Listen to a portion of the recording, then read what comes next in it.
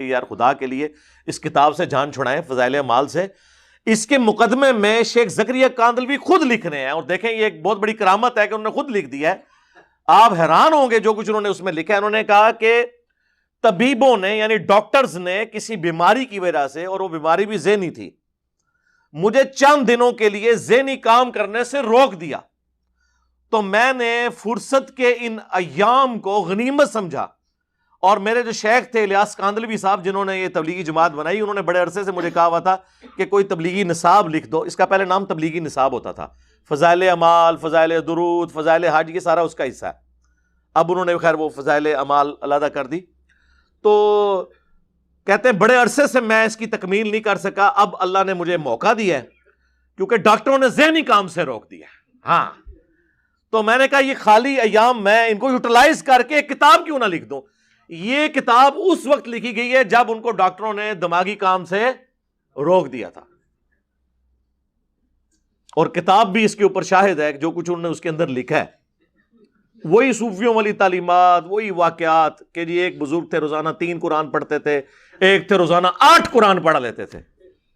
پھر لوگ مذاق اڑاتے ہیں، کہتے ہیں جی کرامت ہے. یہ کون سی کرامت ہے میرے بھائی؟ بخاری اور مسلم دونوں میں حدیث ہے، نبی علیہ السلام نے صحابہ سے کہا کہ تم میں کسی میں استطاعت ہے کہ وہ ایک رات میں 1/3 قرآن پڑھ لے؟ صحابہ نے کہا یا رسول اللہ یہ استطاعت کس میں ہوگی سوائے بزرگان دین کے؟ یہ میں بریکٹ میں کہہ رہا ہوں.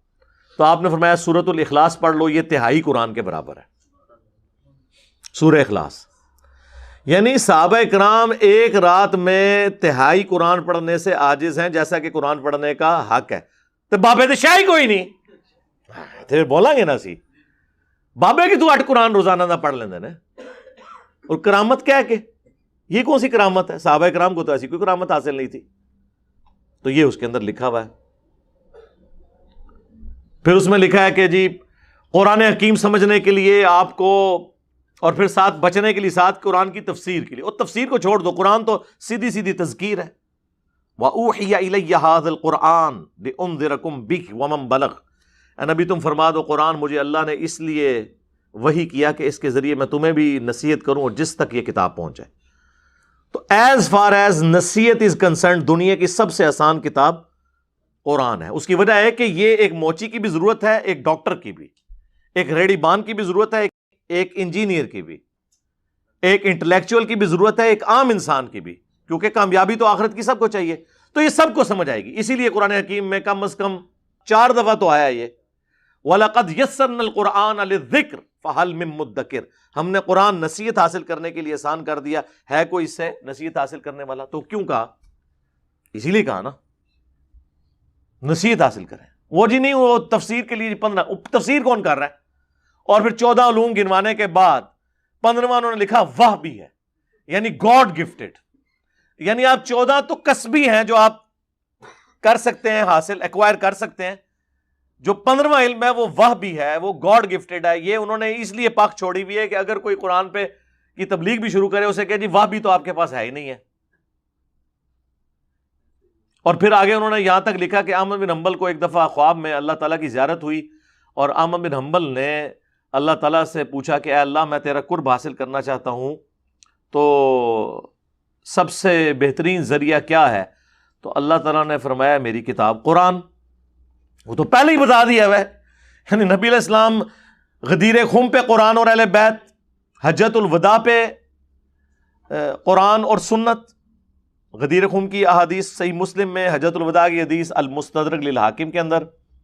پھر نبی علیہ السلام کی صحیح مسلم میں حدیث کے ہر خطبے کا آغاز ہی ہوتا ہے اما بعد فإن خیر الحدیث کتاب اللہ.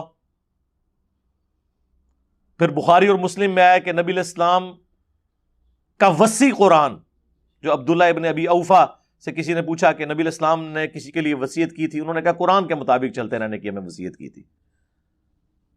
تو وہ تو احمد بن حنبل کو خاص بات یعنی آنی ہے. اور پھر اللہ تعالیٰ کی خواب میں زیارت ہوئی. ایڈی وڈی کہانی، اس تو وڈی کہانی. یعنی موسیٰ علیہ السلام کو تو خواب والا پیکج آفر نہیں ہوا کوہ طور کے اوپر. جب انہوں نے کہا میں نے یا اللہ تجھے دیکھنا ہے، تو وہاں پہ آفر ہو جاتی ہے نا خواب والی کہانی کروا دی. تو احمد بن حنبل کہتے ہیں کہ یا اللہ سمجھ کے بغیر سمجھ کے، تو لگتا ہے کسی تبلیغی جماعت والے نے خود ہی بنایا خواب. بھائی عامہ بن حنبل کو کہنا سی کہ سمجھ کے کہ بغیر سمجھ کے، ان کو عربی آتی تھی، انہوں نے یہ بات کیوں کرنی تھی؟ ٹھیک ہے، جبکہ اللہ کے نبی علیہ السلام کی حدیث بھی موجود ہو جامع ترمذی میں کہ جس شخص نے 3 دن سے کم میں قرآن مکمل کیا اس نے قرآن کے فہم کا حق ادا نہیں کیا.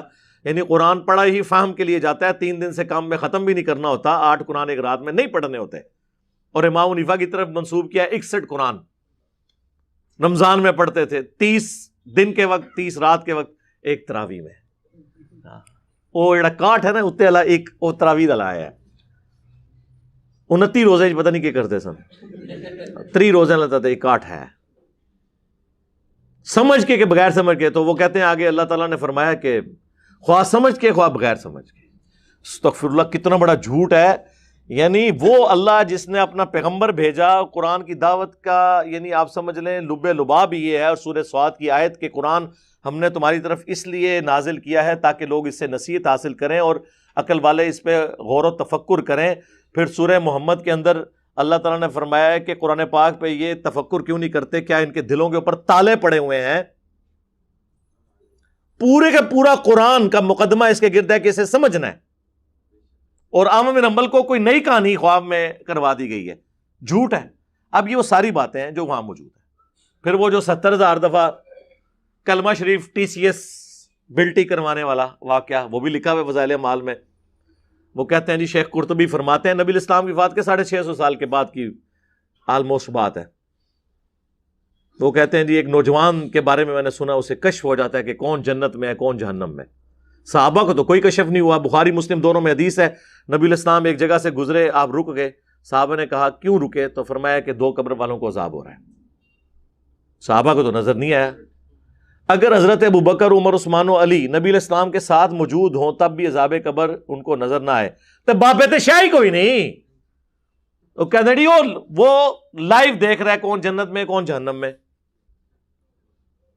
یہ فضائل اعمال میں لکھا ہوا ہے. کہتے ہیں میں نے نا یہ سن رکھا تھا کہ 70,000 دفعہ کسی کو کلمہ پڑھ کے بخش دیا جائے نا تو بے شک انہیں کام چوک کے رکھا ہوا ہے دنیا وہ بخشا جائے گا.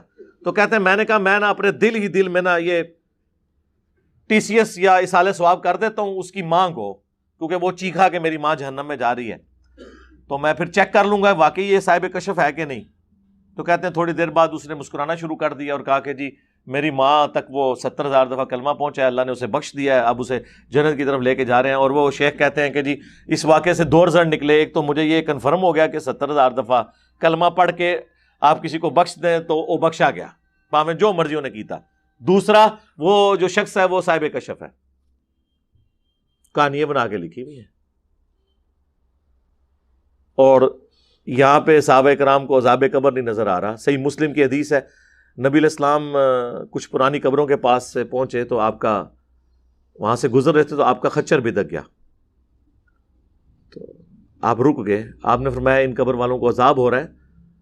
اور پھر آپ نے کہا کہ عذاب قبر سے اللہ کی پناہ مانگو. سب نے مانگی. اللہم انا نعوذ بک من عذاب جہنم ومن عذاب القبر ومن فتنة المحیا والممات ومن شر فتنة المسیح الدجال آمین.